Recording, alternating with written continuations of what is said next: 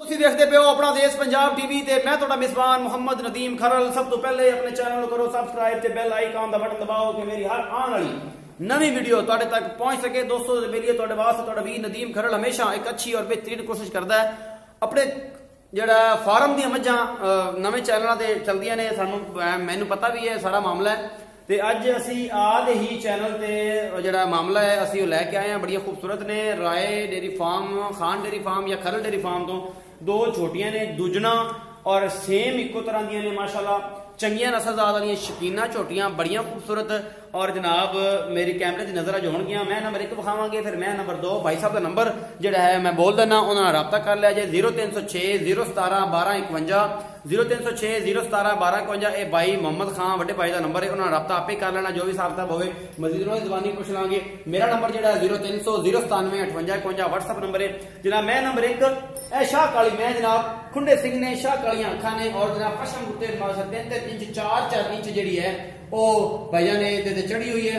ਲੈਣਾ ਦੇਣਾ ਮੁਕੱਦਰ ਹੈ, ਹਮੇਸ਼ਾ ਖੂਬਸੂਰਤ बेहतरीन और प्योर नीली के जानवर लैके थोड़ा भी नदीम कर हाजिर होता है और इंशाल्लाह तुहानू पसंद भी आवेगा यह सारा मामला।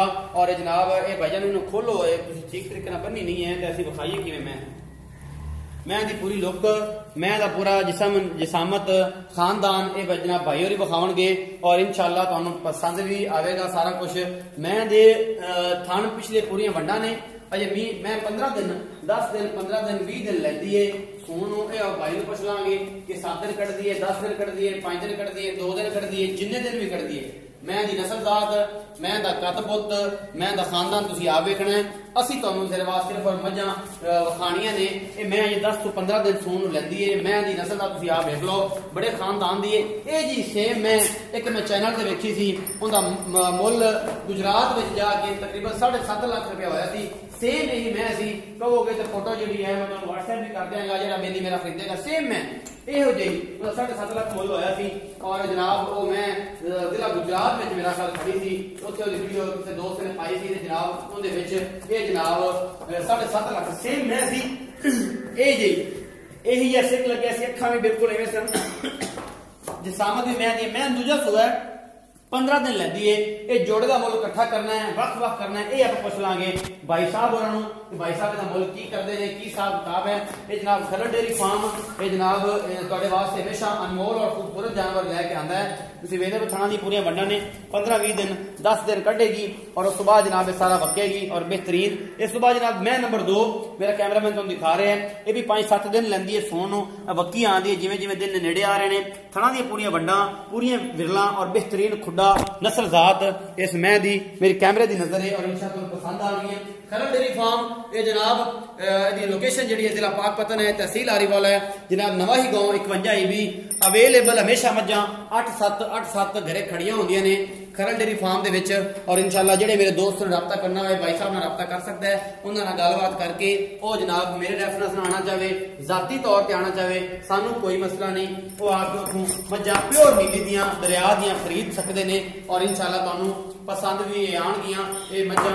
ये मैं नंबर 2 है मेरी कैमरे की नजर, मेरा कैमरामैन तुहानू दिखा रहा है। 1 नंबर असीं विखा चुके हैं, यह 2 नंबर मैं छोटियां ने दूजना और मालक को पुछने इन्हां दे रेट की हिसाब किताब है, की खानदान है, की लैन देन है।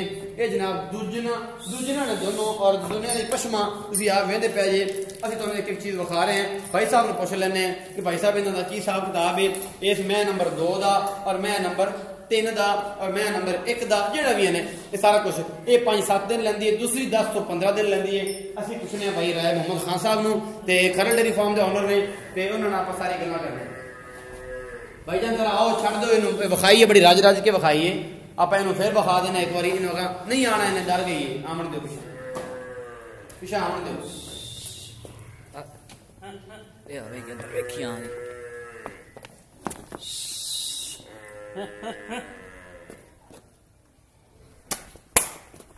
बस छड़ दो तुसीं आ जाओ इत्थे मेरे कोल, नहीं आंदी डरी खड़ी है।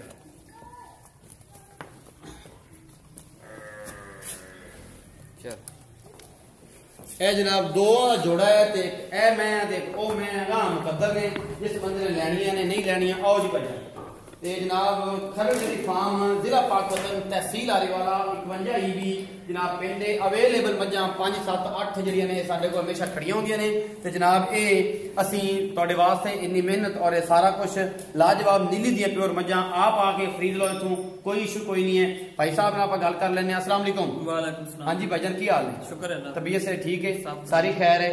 नंबर बोल दो अपना ते जेड़ा मैं तो बोल चुका हूं ओदे तो बाहर रहता भी ठीक है जी। 0306 017 1251। अच्छा व्हाट्सएप पे है? हां जी व्हाट्सएप। अच्छा ए जोड़ा वखाता। हां जी ए दसो की हिसाब किताब है कितने दिन लेंदी? पहले नंबर वाली मैं कितने दिन लेंदी? दूसरे नंबर वाली पहले नंबर वाली 10 तो 15 दिन कट जाएगी। अच्छा 15 दिनों के यानी कि दरमियान च 10 तो 15 दिन के दरमियान सू जाएगी। 10 दिन ते पक्के ले जाएगी। अच्छा जेडी दूसरे नंबर वाली है ये भी 8 तो 7 दिन कट दी। 10 दिन कट जावे कट सकती है। अच्छा जोड़े दा मोल करोगे बखरा बखरा करो?